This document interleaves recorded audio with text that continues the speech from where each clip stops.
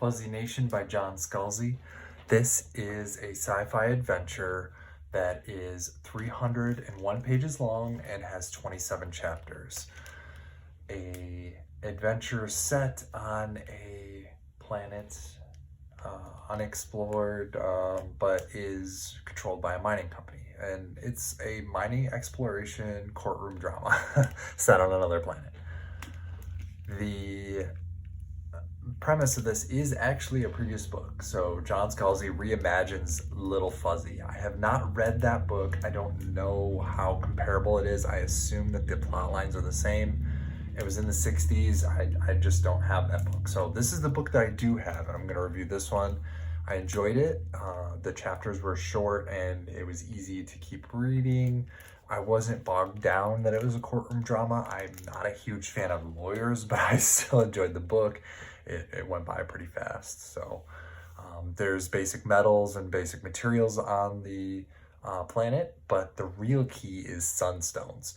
A gem where you hold it in your hand or any part of your skin that it touches, it has a light, an inner light that is, I don't want to say unique to you, but different people can have different, almost kind of like a mood ring, but more of like a diamond kind of thing. And that's how I imagined it. And this was really a unique thing, right? That's something like that doesn't exist today that we know of and would be really valuable as jewelry. So this is set on an uninhabited planet. There are no sentient species that are known.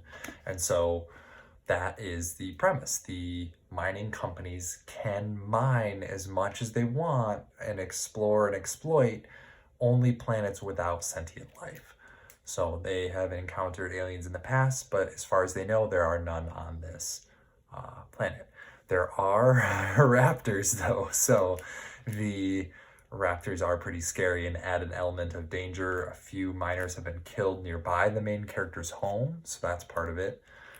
And he lives in an isolated cabin in the jungle, so he uses a skimmer to get around, kind of like a hover car. I picture kind of like Luke Skywalker's skimmer. They go around in Star Wars. That's what I had pictured in my head. And about maybe a few chapters in, the main character is visited by a fuzzy, cross between like a cat and a monkey kind of thing. I don't know. It's difficult to imagine. There's an artist rendition here, eating fruit. Yeah, just a little small, maybe slightly larger than a monkey. I don't know. Fits through a doggy door though, so that's how they get in his cabin, is through the doggy door. And really, the whole plot is, are these beings sentient? And if so, does then all the mining operations get kicked off the planet, halted, and leave? Can it be proven? And hence the courtroom drama. So the courtroom drama comes later. The main character is a former trial lawyer who's disbarred for reasons unknown till later in the book. And that's what he focuses on. Can he help these animals? Are they animals? Are they people? We don't know. So things I liked, it went by really fast, almost too fast. It felt like a short book, 300 pages.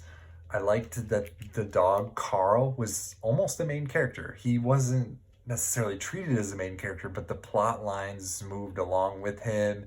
Everybody was happy to see him. He was kind of the reason why the main character did some of the things he did, and how the fuzzies were able to get in the front door through the doggy door. So skimmers were cool. I kind of already talked about that. I reimagined them from Star Wars. The thing that was really cool and something that I hadn't really thought of before is an editable video proof, right? You can't tamper with this. This file comes directly from the source. I don't remember the exact terminology, but like they use that as scientific proof. And that sounds really useful. I think we should try to make that for ourselves. I liked that the fuzzies kind of came and went, and sometimes they even just ignored the main character. Like, sometimes animals come and go, sometimes animals just ignore you. You know, that's how it is. So that was a nice touch. Oh yeah, the last thing that I liked was the main character's supervisor. So he's kind of on a backwater planet, doing a not necessarily down and dirty job, but a specialist job that could pay well if you find a good prospecting claim, or it's a boom or bust kind of thing. You could be out there and be dirt poor, spend all your money on licensing fees and all that stuff, but you really have to get lucky to make it rich. And so he's kind of, you know, at the bottom of the corporate ladder, and his interactions with his supervisor, I really enjoyed those sections. It was just great scenes, lots of fun, and their relationship carries throughout the whole book. So that was a lot of fun to witness.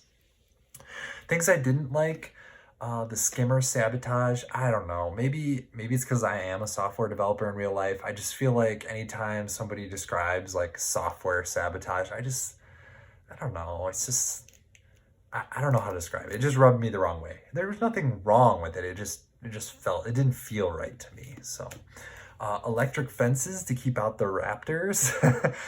It felt like Jurassic Park. If I was living on a planet with dinosaurs, I feel like a fence that keeps in cattle and horses would not be appropriate for me. I would want something bigger and beefier and stronger. Like, I don't know, maybe I have no idea, but I just feel like that wouldn't satisfy me. I wouldn't feel safe with a small electric fence. So there is a quote here that I liked. It is towards the end, but it doesn't really reveal anything. It's more of an interaction between the supervisor and the main character, which I enjoy their relationship. There's no point in that if it's not going to help me, Bourne said. Chad, this is what I mean about you being a fundamentally decent guy, Holloway said.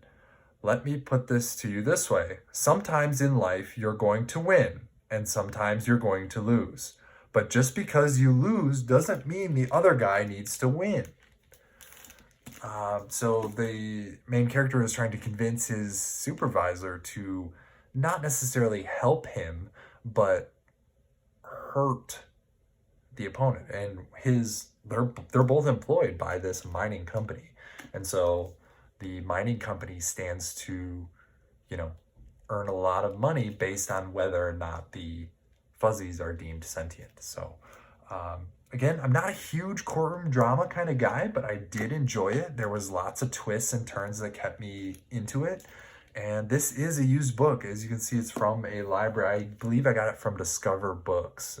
They keep books out of landfills, so great job there. Buy your books used, and this was a fun one to read.